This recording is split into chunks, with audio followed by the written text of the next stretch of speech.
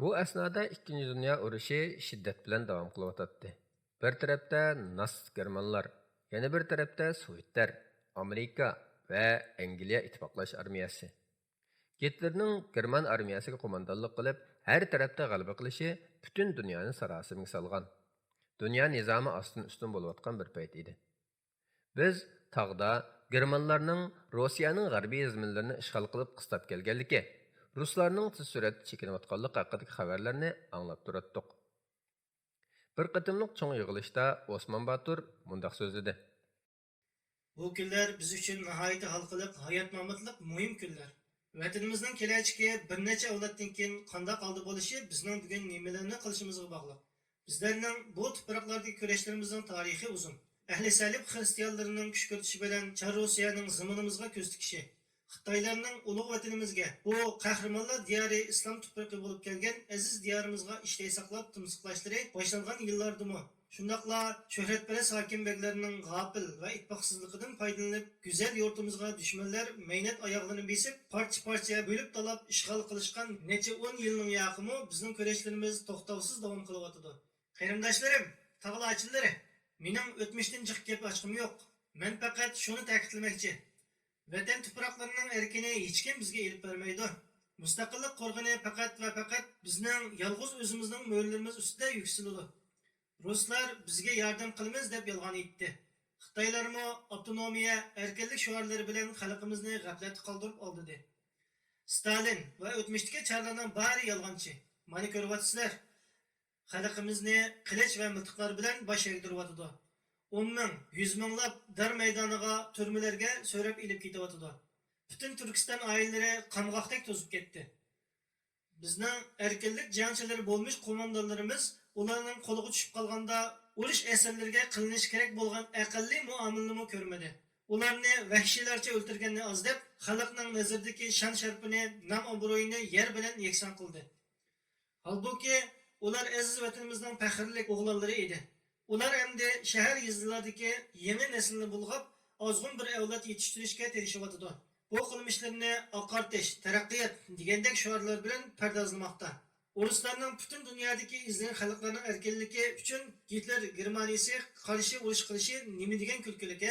Halbuki xalqlarning erkinligini yulib ilayotgani dal o'zi tursa. Xitoylarmi Yaponiyaga qarshi dal shunday shior ostida urushmoqda. Bir-birlari bilan usishgan buqidek telkishyotdi. Eng ichinishli bo'lgani Kavkaz va boshqa G'arbiy Turkiston jumhuriyatlaridan kelgan musulmonlar chavandozlardan tashkillangan bir cho'ng qo'shin ruslarning germanlarga qarshi urushiga yordamda bo'lyotdi. Qahramon qarindoshlarim, biz vatanimizning mustaqilligi uchun urush qilyapmiz. Dushmanga qarshi g'azab nafratimiz aniq. Mayli u dushman qanday suratda oldimizga chiqsin, muqaddas dinimiz islomni, parlaq madaniyat meroslarimizni qo'g'dash bizning burchimiz. Hozir ruslarning obro'yi bir tiyim bo'lyotdi. Sharq tarafdagi frontda mag'lubiyatga uchrag'achqa germanlar Moskvaga kiray deb qoldi. Xitoylarning Yaponiyaga qarshi oltimi undan bettar. Biz hozir menayotgan bu yo'l Alloh rizosi uchun jihad qilish yo'lidir. Biz butun kuchimiz bilan dushmanni terpiran qilish uchun otlanishimiz lozim. Hurriyatimiz o'z qo'limizga o'tganda ondan hammaylar do'stona muomalada bo'lsaqmi kechikmaymiz. Vatan tuproqlariga yotlarning oyog'ini bosqizmaymiz. Bizning boshqalarning yer zaminida ko'zimiz yo'q. Mol boyliqlar ko'milib yotgan bu munbat zaminimiz o'zimizdan bo'lishi kerak. Alloh bizni o'z erkimiz bilan yaratdi-ku. Mustaqil vatani bo'lish bizga yarashmasmi acaba? Ruslar bizning partizanlarcha zarbalarimizdan halsirgan edi. Shunga g'aljallashib begunoh xalqdan texmo qattiq intiqom olyapti.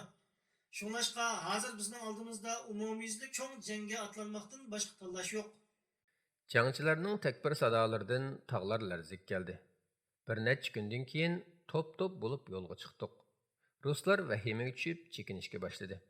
Bizning Urumchiga yetib kelishimizga bir qancha kilometrlik qolgan edi.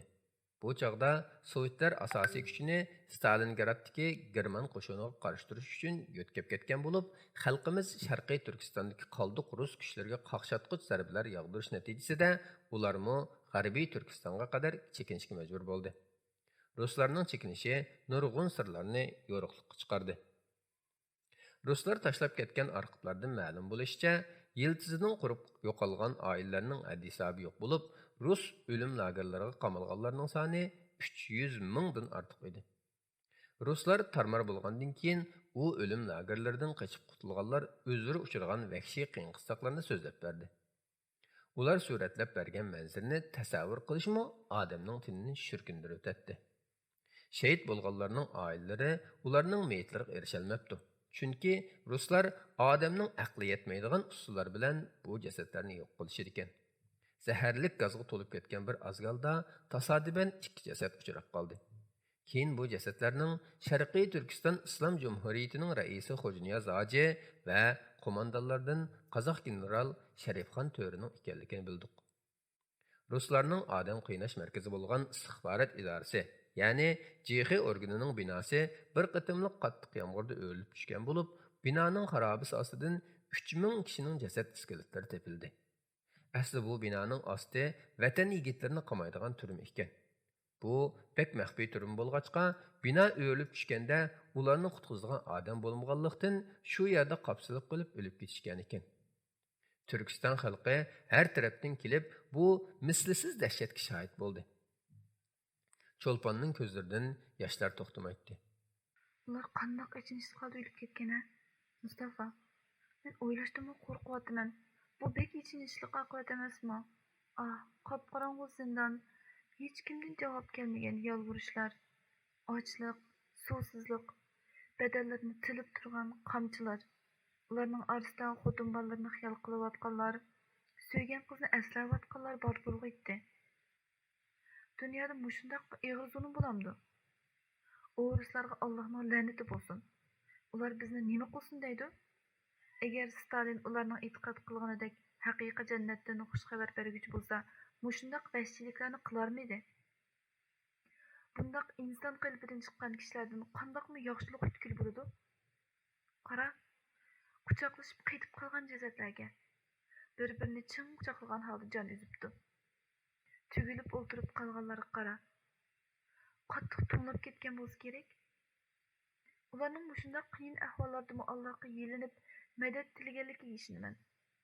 Bular vatanimizning tog' daryolarida erkin qiyg'itib yurgan vatan avlodlari emasmidi? Mushundaq ichinishsiz qoldi o'lib ketsa qandoq bo'ladi? Peskashlarga Allohning la'nati bo'lsin. Men uning qo'lini tutib turib, inson o'lib ketgandan keyin hech narsani tuymaydi. O'zingni bundoq azoblama, dedim uni tinchlantirish uchun. Biz azoblanmay kim azoblansin? Azoblanishimiz lozim. Shundoq bo'lganda qalbimizda butun zolimlarga qarshi o'chmas nafrat shakllanadi. Qadrlikim, biz hamma yerda qo'g'lab yo'qotyapmiz u ablahlarni. Cho'lpon yeshini surtib o'tib, Mustafa, men sizlar bilan safarni davom qila olmaydigan bo'ldim, dedi. Nimishqa? Bo'yimda qolgandek qiladi. Yomg'ir va oftobning dastidan pari-pari bo'lib ketgan iskeletlardan burilib, cho'lponning tatirib ketgan chiroyiga qaradim-da, uning qulqiga pichillab. Emisa, agar Alloh bizga bir o'g'il ato qilib qolsa, ismini Xo'janiyoz qo'yayli, dedim. Cho'lpon mayuskin kulimsirab qo'ydi. Uni biz turayotgan uyga olib qo'ydim. Men kelayotgan yo'lga chiqaman. Safarimiz Eli va Oltay tarafga. Vatanimizning tabiiy boyliqlari mo'l bo'lgan bu ikki yurtni ruslarning qo'lidan qaytarib olishimiz lozim. Qonliq jang davom qilyotdi. Ruslar har tarafga pitirashga boshladi. Bir qitim xili ko'p komandirlar yig'ilgan bir uchrashishda Osmon Botur bizdan Shinsayning nima ishlarni qilayotganidan xabaringiz bormi? deb so'radi. Hammaylar uning og'ziga qarab, nima deydikin deb kutib turishdik. Osmon Botur tamkinlik bilan Ruslarni tutqun turibdi, dedi. Qandoqsiga? Hammamizning ayronlikdan og'zimiz ichilib qoldi. Siyosiy manfaat o'yini. Lekin ular do'st edi-ku. Shinsayni o'z vaqtida ruslar yo'lab turg'izgan emasmidi? Shundoq, ruslar uningdan foydalanish, uning qo'li bilan vatanimizni alqonlarga kirgizilish uchun uni yo'lab qo'rchoq rais qilib tiklagan edi. Shinsay endi Gomindaning kattibishi Jiang Jishi bilan aloqa o'rnatib, uning quchqiga o'zini yetibdi. Shinsayning ruslardan bezdar bo'lgani sir bo'lmasa-mu, ko'pincha rus mutaxassis va maslahatchilar germanlar bilan bo'lgan jang sababli Turkistondan ketgandan keyinla ularning bo'yin turqidan to'liq qutulgan edi. Qep qalğanlarımı Osman Batur'ның əzəmətləri başlagan partizanlarca jangdan qaçıb qoya qalğandan keyin Şingsay fursatni g'animat bilib bu yerda yashayotgan Rus millatidan bo'lgan har kimni tutishga boshlab Jiang Jiexidan bizga qarshi yordam talab qilib elchivatgan edi. Şingsay maydoni yo'q bir edi. Kimdi payda bo'lsa, shuning taqsisini ko'taradi. Ruslarni mag'lub qildik deb tursak, endi Xitoydan keladigan tajovuzchi qo'shinga qarshi jangga tayyorlik qilishimiz lozim bo'lib o'tadi.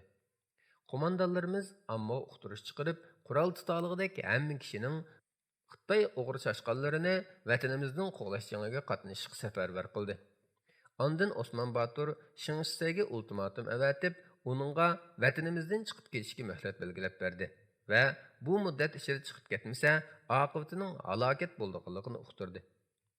Şingsay puti ko'ygan tug'idek bir joyda tura olmayli qolgan edi.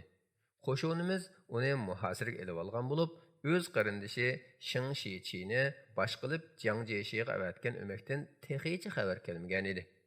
Turkiston xalqi o'z shon sharafini asliga keltirib, ar nomusini qo'g'daydigan bu jangga jinini tikib atlangan bo'lib, Allohu akbar sadolari ufuqlarni larzaga solatdi. Mana 3-chi qatim uchrashib qoldik, Mustafa Hazrat. Burilib qaradim. Oldimda oxiratlik do'stim Mansur Durg'u turibdi. Ah, qadrlik do'stim Mansur, ajab o'zgarib ketibsan. Sochlaring qirov tushibdi, yuzlaringga qo'riqlar iz tashlabdi. Uning so'l bilkining midirlamaganligini, miltiqini o'ng qo'li bilan ko'tarib olganligini ko'rdim. Sig'inish bilan chin quchoqladim. Ondan azroq dojib, uningga qaytadan sepsilishga boshladim. Ikki mangzi xilil yadagan, sochlari tushib, shalanglashib ketgan bo'lsa-mu, oq aralashgan soqollari kajlarcha o'sib turgan edi. Ko'zlarida liqqa demayslik. Qandaroq turding, Mansur? Ruslarni yengdik. Kulib ketdim. Bu hammamizga ayon bir haqiqat edi. Demak, ochiq gap qilmayotdi. Tağlıq ayolim shahid ketdi. Ruslar bir ziyofatda uni xuddi bir qo'yni bo'g'izgandek bo'g'izib o'tdi. Xuddi go'shxo'r hayvonlardek oralarida bo'lishishdi uni. Ayolim ichini chiqib nolib faryod qilib, ularning qo'llaridan qutulish uchun yulqinatdi. Yiritqich hayvonlar jinida biladi marhamat qilishni. Lekin ruslar bilmaydi ekan. Mening turmidan qochqinim har tarafga yeyildi.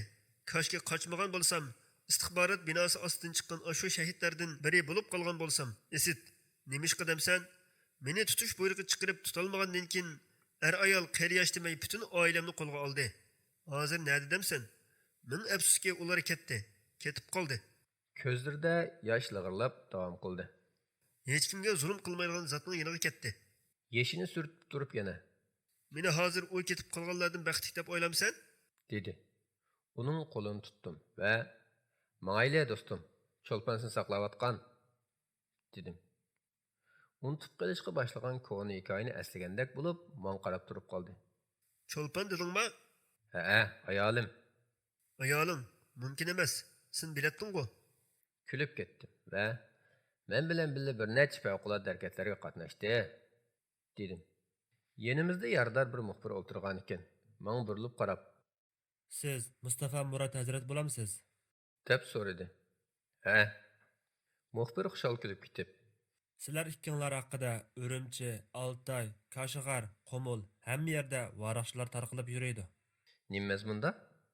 Siz va Cho'lpanni tirik yoki o'lik tutqanlarga ko'p miqdorda oltin beramiz degan uqtirishlarchi. Demak, Mustafa Hazrat sizgansizda. Sizning hikoyangiz jazman bak yaxshi gazet xabari bo'ladi. Qaqahlab kulib ketib, muxbirga mo'ran ishorat qildim. Birinchi darajalik sharaf ordeni. Shundoq birodar, Osman Baturdan. U oltinlar Shingshisaydin. Ajoyib jahonda bu. To'lin oy sutdek nurini atrofga sahiylarcha sepib turgan oydin kecha. Mansur Durg'u bilan o'ltiratdik. U past ovozda so'zlashga boshladi. Beg o'lib ketdi, o'ltirildi deb o'ylayman. To'rlar, baglar hammasi yo'q qilindi. Yoki eng past holga tushirib qo'yildi.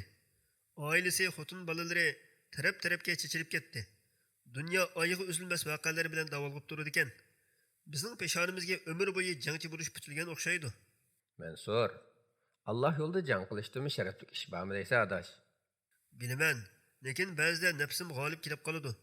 Go'zal kunlarni, g'uborsiz bolaliqimni, oilamni, yap-yeshil yayloqlarni, quyosh parlab chiqqan saharlarni, baxtga to'lgan dunyoni eslab qolaman. Nimishqa bularning hammasi yo'q bo'ldi? saodat daryosiga cho'milish uchun cho'qim mushaqqat cho'lini kesib o'tish kerakmi? Mana bizmi zafar qozonyapmiz. Lekin baxt saodat nada? Ba'zida qalbimni mushundoq o'ylar qapib oladi. Ma'zur ko'rgin. Lekin odam bolasi bo'lgandan keyin mushundoq his qilib qolgan chog'larimi bo'ladi ekan. Ayolim nimishqa o'ldi? Yashangan dadamning gunohi nima edi? Onamning, singlimning, urug' tuqqanlarimning ko'zlaridan yoshlar qurib ketdi-ku. Ko'rganlarning menga so'zlab berishlaricha, oilamdagilar bir necha oyatni pichirlab degudek o'qiy olibdi. Dadam bo'lsa jaranglik qilib oyatul kursini o'qigan ekan, u jallatlar kulib ketishibdi. Nimaga kulishidi ular Mustafa? Cho'lpon bilan ko'rishkim kelyotdi. Uningdan bir so'rab boqay. Bu vahshiy hayvonlar bilan qandoq yashapti? Qandoq birga o'ltirib qopib, yeb ichib yuribdi? Ular insonmikan? Mansur Durg'uning o'zining va oilasining boshiga kelgan musibatlar yuzasidan bakli tugishib ketganligini his qildim. Pat-pat esik kelib qolgan qayg'uliq damlari uni motamdor holatiga qaytarib qo'yatdi-da, aqlidan adashgandek bo'lib qolatdi. Mo'risini do'stlari tutib turib, "Allohga ishonamsan?" dedim. Albatta. Dedi va ko'zlaridan yoshlar taramlab qo'yilishga boshladi. Ularga biror musibat kelgan chaqda ular biz albatta Allohning igdorchiligidamiz, cho'qim Allohning dargohiga qaytamiz deydi.